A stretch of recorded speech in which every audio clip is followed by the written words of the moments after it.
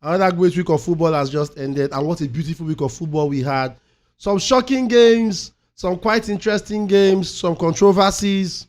Football gave us everything, to be honest. And yes, it's the Monday after the weekend review, where we get to review most of the most important things that went down during the week.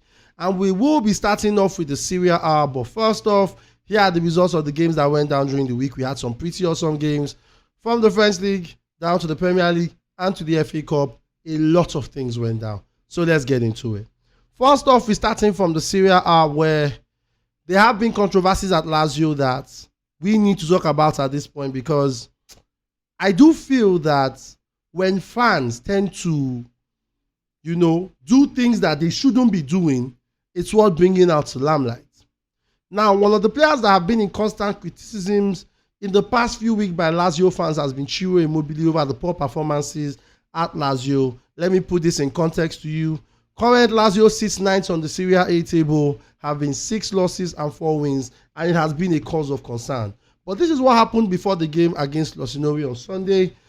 Apparently, Ciro Immobile went to go and pick up his child from school, and after picking up his child on his way home with his wife and stuff, a group of fans approached him, and began to tell him all sorts of things like he didn't care about the club, he was unfaithful to the club, that they are putting up performances because he's not doing his best in front of his family.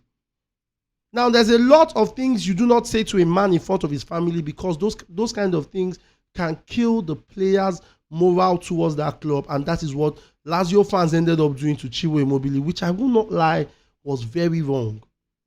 And then this issue got to the president of Lazio through the press, and what he said was really disrespectful, not just to the captain, but to everyone that loves the beautiful game of football. Oh, the fans spoke about this guy in front of his family, harassed the family. He just played off and was like, oh, yes, they've not been doing so well. Besides, he shouldn't take it personal. It's coming from the fans. It's like, if you read the statement, you'll be pissed. You would expect the president of Lazio to have the back of their captain and one of their most longest serving players at the club. But what does he do? He pushes him under the bus. Why would you do that to your own captain? Who the hell does that? But that has been the case at Lazio. Ciro Immobile has come under constant criticism by the fans. Although, yes, they did win the game 3-2 against Rossoneri, but you could tell by Ciro Immobile's actions on the pitch that he was not happy. He was not able to give his best at the pitch. A lot of fans blamed him for the loss against Bayern Munich, for the loss that has happened in most of their games. Please, I want to ask Lazio fans, is it the only person playing in the field? They are defenders. They are midfielders. What do you want him to do? Play defense and midfield at the same time? Why are you not attacking the rest? Why are you attacking only Ciro Immobile? That's wrong. Lazio fans, this is wrong. For you to come to a man in front of his family to talk bad at him, that is wrong. And those fans should be fined. Not just fined, arrested. They should be arrested. But then, Lazio won the game. Good for Lazio. But for the treatment that Ciro Immobile has received, that is very wrong. Now, moving on to Juventus, I remember I asked this question after their game against Genoa, and I was like, what exactly is wrong with Juventus? When the season started, everyone knew this. They started so well. So damn well. But as the season began to unfold, Juve began to fall apart. And it is not telling well.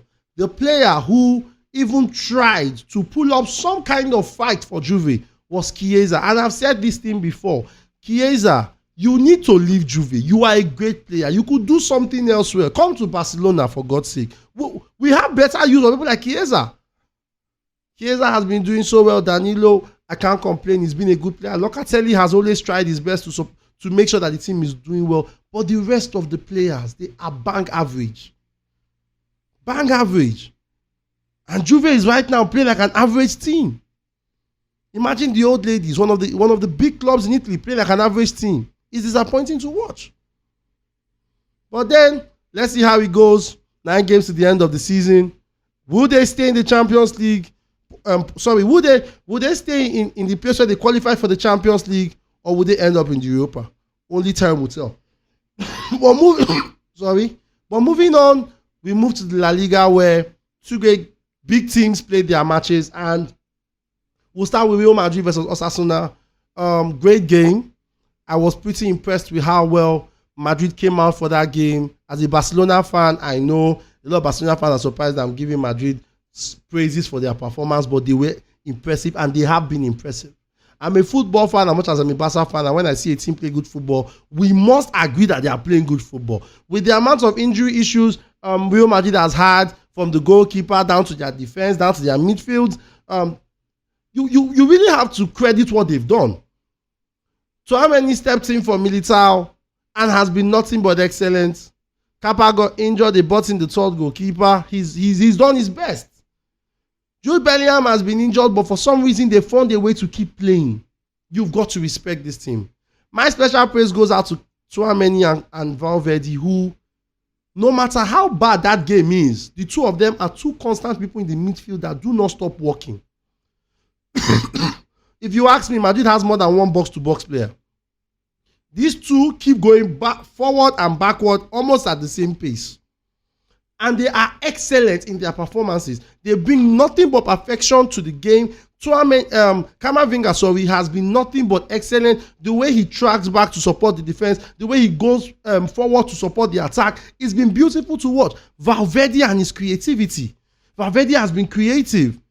Got an hat-trick of assist in the game against Osasuna. Nothing but beauty. Supported the defense so well that you would not even see the lapses in Madrid, even when it was evident that, look, there were spaces whereby Madrid would have made mistakes that would have led to a goal. Valverde and Camavinga kept on covering those spaces. Those two are worthy of praise. And whatever accolades they are getting this period, they deserve it because they've worked hard for it. Credit also has to go to the guy I have said this season is the best winger in football, Vini Jr. Hate him or love him, that guy is a creative mastermind of the game. The goal he scored against Osasuna was a thing of beauty.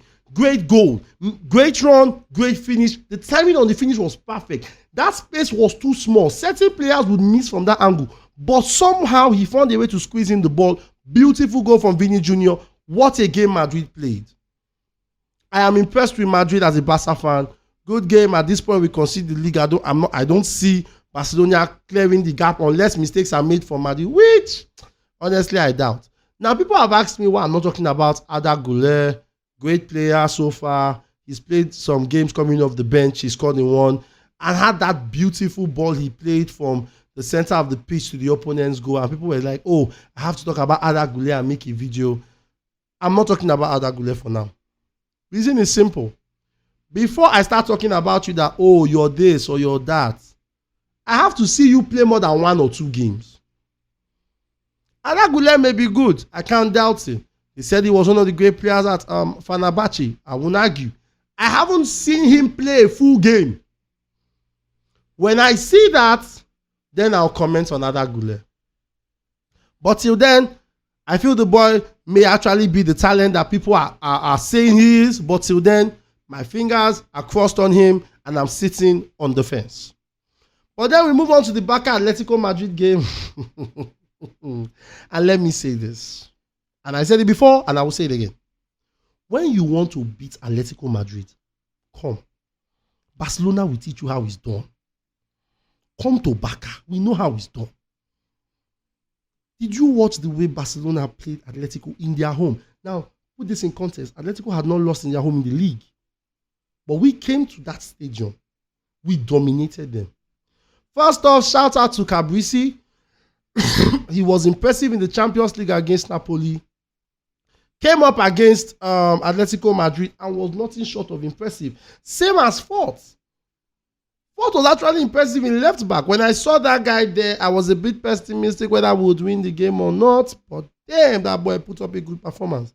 He and Cabrisi has come into the team in positions where we know that we were struggling because obviously you can't rely on Christensen, although he has done more playing as a defensive midfielder and a centre back. And we've not had Balde for a while. And these boys came in a very strong match like Atletico Madrid and they did their jobs. Fort kept on going back and forth. I was surprised at that boy's idea of the game. He's young And look at what he brought to the game. Cabrisi has been nothing short of the kind of defender that you look back and say, this guy could be the next Puyo. The guy's anticipation is on another level. I cannot fault Kunde and Navarro. Experience all around. We go into the midfield. Fermin Lopez. That boy is brilliant. Brilliant football from Fermin Lopez. He also got a goal in that game, obviously, because that young man can't just stop scoring. Gundogan, a beautiful player of the game, gave a good account of himself. I love the way he controlled the game, slowed the pace of the game down when he became too fast. He did the perfect job. Sergio Roberto, there's one thing that we've always said about Sergio Roberto. In certain games, yeah, that guy plays like Prime Iniesta. I'm telling you. The guy just comes in and all of a sudden, yeah, you're seeing a Sergio Roberto that his work rate is unbelievable. The way he holds onto the ball, the way he distributes the passes. That was Sergio Roberto yesterday, and I was like, is this Sergio? Wow. He was actually impressive in that game. Joao Felix gave a good account of himself opening the scoring. Lewandowski, beautiful player, beautiful mind. The guy is a legend. If not for COVID, he would have actually been a Ballon d'Or winner. He was good. Rafinha, before he got injured, was actually really great in the game. I have no complaints about the Barcelona team. But let's talk about Atletico for a moment. What happened to Molina, though? Literally, Fort basically took out Molina from that match. Molina was bang on average. Then he now got a red card. Molina, how did you get a red card in that game? I love Molina. I love the way he loves to go front and create chances. But basically, he was outplayed. Why was Griezmann on the bench? Did he have an injury that I did not know about? How do you want to play Barcelona and start Griezmann from the bench? Who does that? Morata, bang on average. Riquelme, I didn't even know whether Riquelme was in that game. And what is the name of this young man? Barros. I know Barros, since he came to Atletico Madrid, has done a lot creating chances and stuff. But he was playing some shots that I was wondering why he kept on taking those shots. They were not clear chances that you could actually hit clearly enough, but you just kept on playing them and they kept on going off targets. The man had no control, zero control of what he was doing. De Paul bang on average in that game. He did not impress me at all. I was not impressed with De Paul at all. Llorente, Atletico Madrid were poor. We go to the FA Cup where there was a shocking win. Coventry actually beat Wolves. That's all I have to say. Coventry did beat Wolves 3-2 in a game where I felt Wolves were supposed to win. Norwich gave a good account of himself. He was creative in the game, but somehow Coventry came with a different fighting spirit, ended up winning that game. One thing I will tell you was Wolves' defense was shambolic. It was shambolic. I did not get to watch the full game, but that was the highlights of that game. The 3 goals that they scored Wolves, especially the second goal. How do you leave a striker unmarked in the field? The attack is coming, they cross the ball, someone knows the ball. The striker was left alone. There was no Wolves player marking him. And Wolves players were raising hands for offside. What is going on in the modern game? A player is basically standing and nobody is marking him. What do you think is going to happen? That when the ball comes to his head, he will say, no, I love Wolves too much, I won't score. He was left alone and he scored. Third goal, the guy is running towards them. He practically wants to shoot. What does the defender do? What most defenders do these days that still bust my head? He turned facing back. And then Wolves lost the game and they're out, and Coventry is off to the semi-finals. We go to the Chelsea-Leicester game. Chelsea won that game 4-2. They were in control of that game. But let me put it out in question and say, one of the big things I've complained about Chelsea is the defense. And again, we saw it why Chelsea played that. The defense was struggling.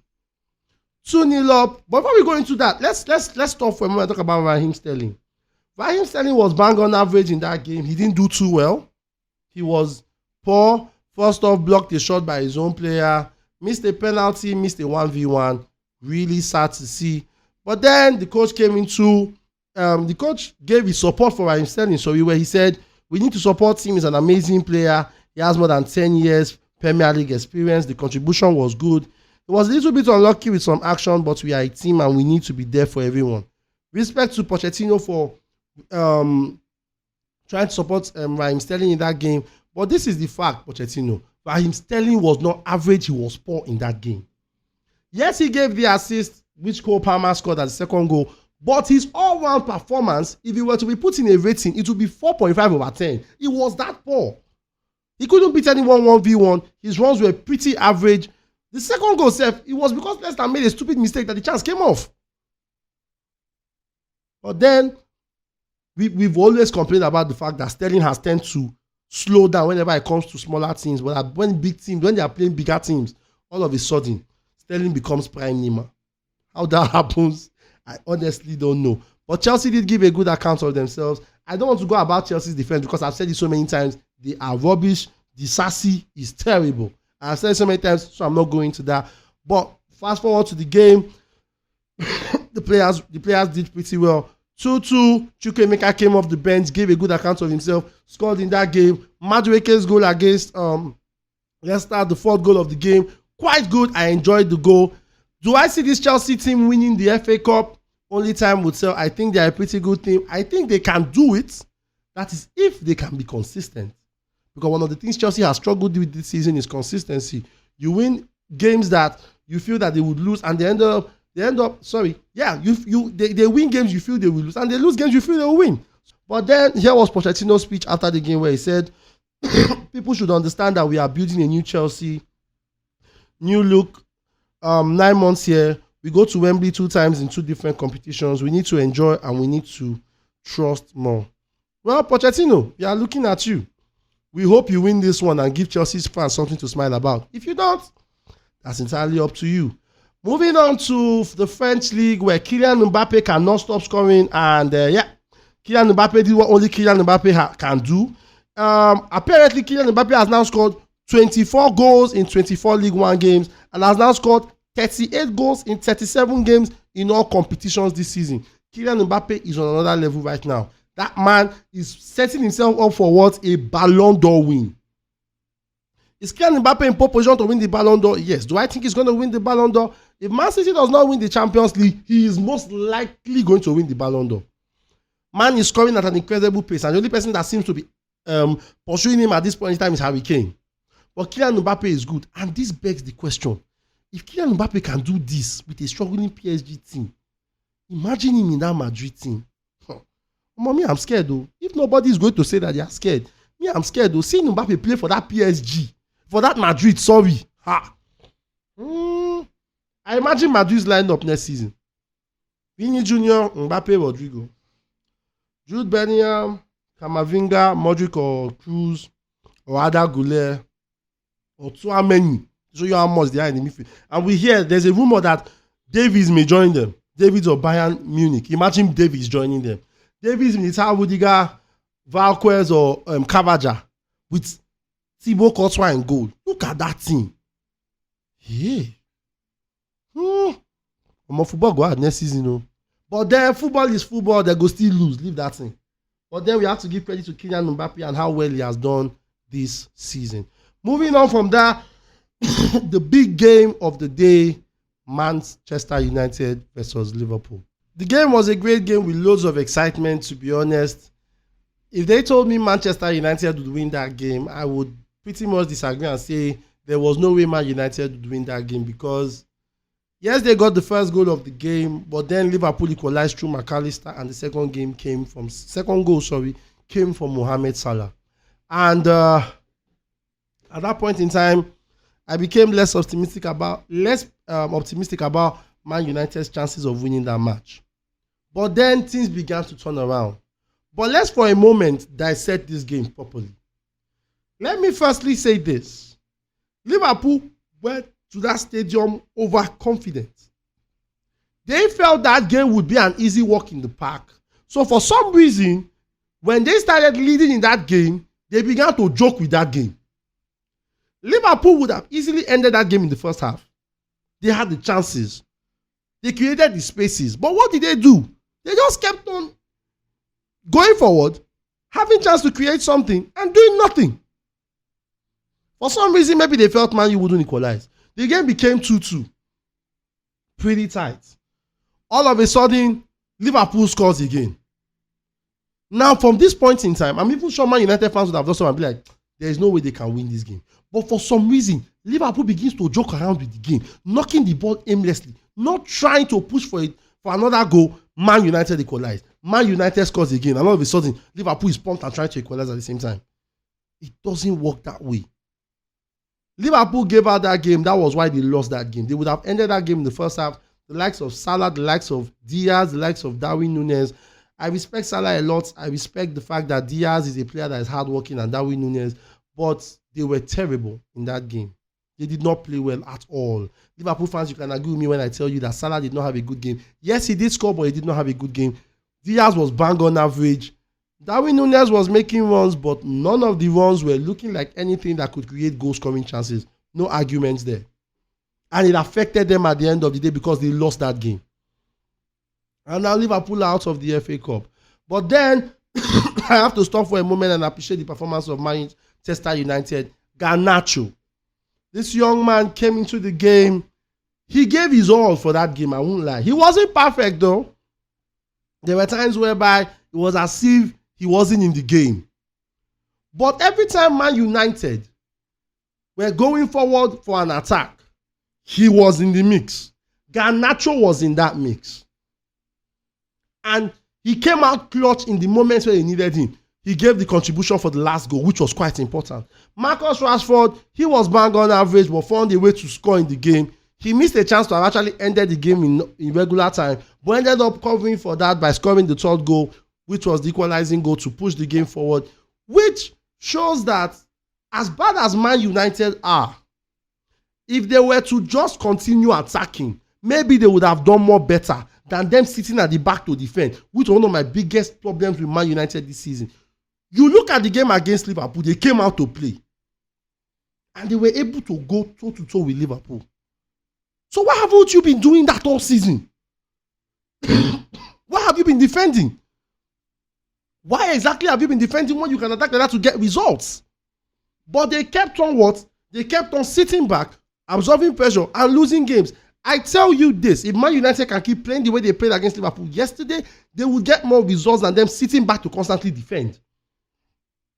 It was a bang-on performance from Manchester United. McTominay, he was good because one of the players in the midfield that, even if he wasn't doing too much, was trying as much as possible to win the ball was McTominay. Bruno Fernandes, we may not like his antics, but one thing we cannot take away from him is he's one of the players in Man United, if not the only player in Manchester United that has a vision for a pass.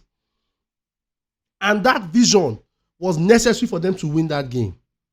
I will not take anything from Andre Onana. He's had some mistakes this season that he has made that we cannot take away from him. But then he had a good game against Liverpool and made some important saves. Some really important saves. So yeah, Man United did really well on the night. Liverpool on the other hand were poor.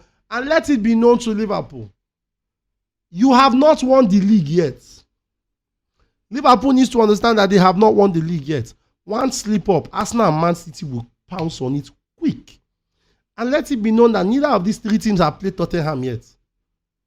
And Tottenham, we know, can be very unpredictable. To this factor, we believe that Liverpool needs to do better if they are going to win that league and still win the Europa. You cannot get complacent in big matches just because you feel that, oh, this team isn't doing well. I believe that the confidence on Sparta Prague affected the way they thought in this game. So they felt that maybe they were playing Sparta Prague and they ended up losing. I'm just saying. But then, it goes to show that you are not the perfect team. You can still lose. They have a lot to do. Coming into the weekend next week, we hope that they do better. Because if they don't, the way Arsenal go take top table or the way Man City go take top table go shock them. But then we'll have to wait till the upper week because of the international break. It was a great week of football. I did enjoy every game. Congratulations to the teams that are in the semi-finals. We will be having Manchester City versus Chelsea and Man United versus Coventry. We cannot wait for those games. I feel that Man United will win versus Coventry. I think that will be an easy game for them. They won't make the mistakes that Wolves made, I'm sure. But then the Man City-Chelsea game, I'm going to be on the fence on this one. I can't predict who will win. Most likely, Man City are the likelier to win the game, but fingers crossed, anything is possible.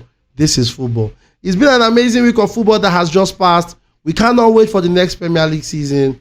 But then, what a great week, and I hope you have a great week yourself.